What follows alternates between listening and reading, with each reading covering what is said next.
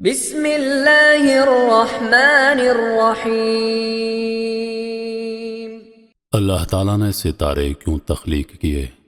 ستاروں کو پیدا کرنے کا مقصد کیا تھا؟ ستارے آسمان پر کیوں موجود ہوتے ہیں؟ آئیے آج کی ویڈیو میں ملاحظہ کرتے ہیں۔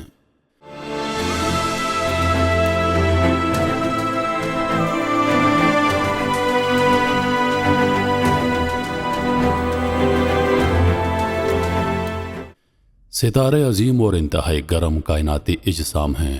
پوری کائنات ان سے جگمگا رہی ہے۔ سچ تو یہ ہے کہ کائنات کے اصل حکمران یہی ہیں۔ ہمارا نصیب ان کے نصیب سے جڑا ہوا ہے۔ کائنات میں موجود ہر شے کی طرح ان کی پیدائش اور موت بھی دونوں ہی نہایت ہولناک اور ہنگامہ خیز ہوتی ہیں۔ ان کی خاک کائنات میں ہر جگہ پھیلی ہوئی ہے۔ یہ وہی خاک ہے جس سے انسان کی تخلیق ہوئی۔ ہمارے جسم کا ایک ایک جوہر انہی ستاروں کے آگے اگلتے دل میں بنا ہے۔ کائنات انہی کے دم قدم سے چل رہی ہے۔ زندگی کو انہوں نے ہی پروان چڑھایا ہے۔ رات کا آسمان ستاروں کی روشنی سے منور ہوتا ہے۔ جب ہم اپنی نگاہ اٹھا کر دیکھتے ہیں تو لگ بھگ 3000 تک کی تعداد میں ستارے دیکھ سکتے ہیں، مگر یہ تعداد تو بس سمندر میں سے ایک قطرہ ہے۔ صرف ہماری کہکشاں ملکی وے ہی میں 1 خرب سے زیادہ ستارے موجود ہیں، اور قابل مشاہدہ کائنات میں اندازتاً 2 خرب 200 ارب سے بھی زیادہ کہکشائیں ہیں۔ ستاروں کی تعداد زمین پر موجود ریت کے ذروں کی تعداد سے بھی زیادہ ہے۔ ہر ستارہ طاقت و توانائی کا عظیم و شان منبع ہوتا ہے، اور ہم سمیت کائنات کی ہر چیز کا بنیادی خام مال اسی کے دل میں تیار ہوتا ہے۔ یہ ہم سے نہایت فاصلے پر واقع ہیں، مگر ایک ستارہ ہم سے بہت نزدیک ہے، اور ہمیں اب تک جو کچھ دوسرے ستاروں کے بارے میں معلوم ہوا ہے وہ اسی پڑوسی ستارے کی بدولت ہے۔ جی ہاں، یہ ہمارا سورج ہے۔ ہر روز طلوع اور غروب ہونے والا سورج۔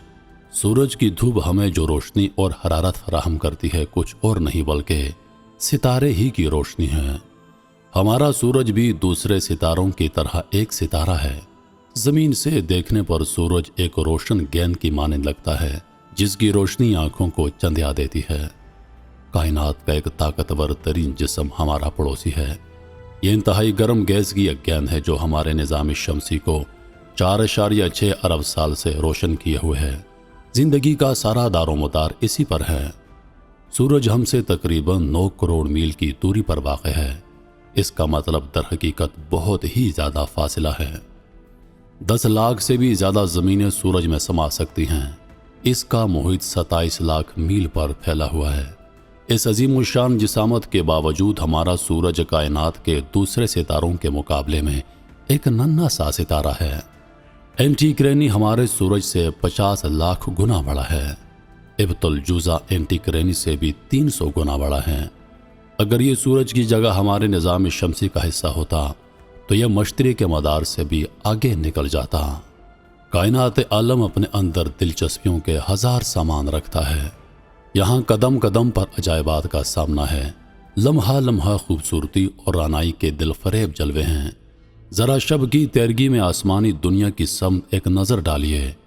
آپ دیکھیں گے ایک چمکتا دمکتا مسکراتا مہتاب اپنی نورانی چادر تانے ہوا ہے، اور مہتاب کے ارد گرد ستاروں کا جھرمٹ اپنی جلوہ آرائی میں مگن ہے۔ شنید ہے کہ آسمان کی خوش منظری سے بھی کچھ سیراب نہیں ہوتا، اور ہو بھی کیسے؟ بھلا کس کا جمالیاتی ذوق اس قدر ستی ہوگا کہ دل فریبی اور دلکشی سے اس کا من بھر جائے؟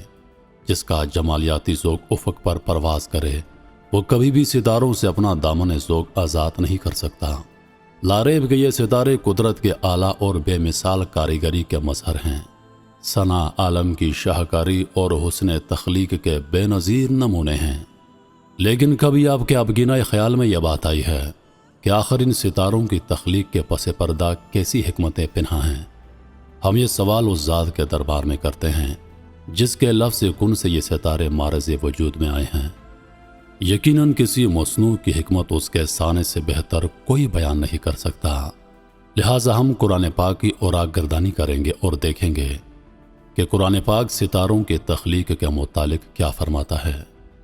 اس سے پہلے یہ جان لیں کہ تمام ستاروں کا حجم یکساں نہیں ہوتا، اور نہ ہی وہ سب زمین سے ایک متعین مسافت پر واقع ہوتے ہیں، بلکہ ان کا سائز اور حجم ایک دوسرے سے مختلف ہوتا ہے اور زمین سے اس کی مسافت بھی ایک دوسرے سے مختلف ہوتی ہے۔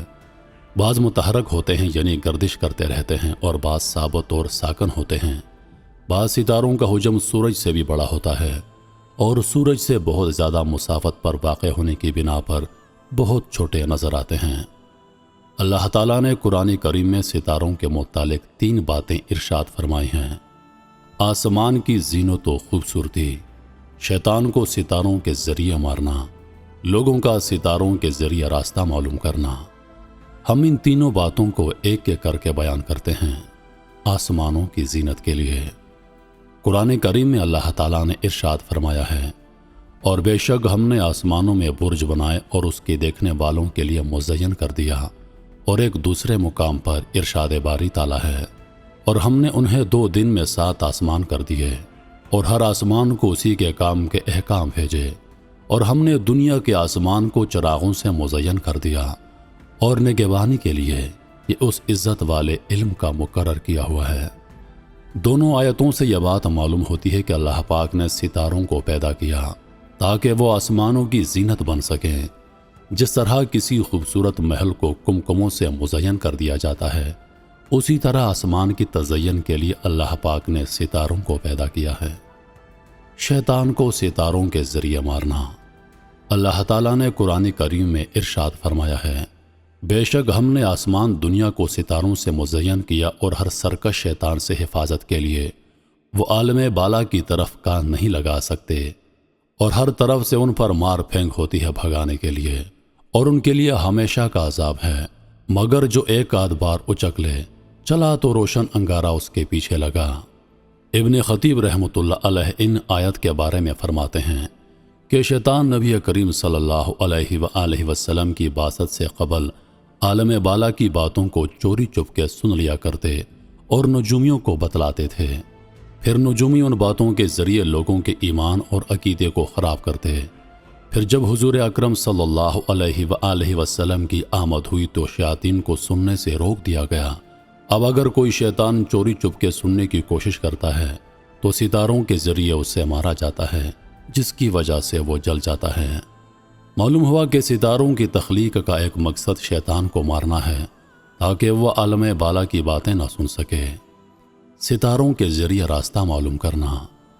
زمانہ قدیم میں گوگل میپ جیسی سہولتیں میسر نہ تھیں، لوگ ستاروں کے ذریعے اپنی منزل کا پتہ لگایا کرتے۔ چنانچہ ارشاد باری تعالیٰ ہے، اور وہی ہے جس نے تمہارے لیے ستارے بنائے تاکہ تم ان کے ذریعے خشکی اور سمندر کی تاریکیوں میں راستہ پاؤ۔ بے شک ہم نے علم والوں کے لیے تفصیل سے نشانیاں بیان کر دیں۔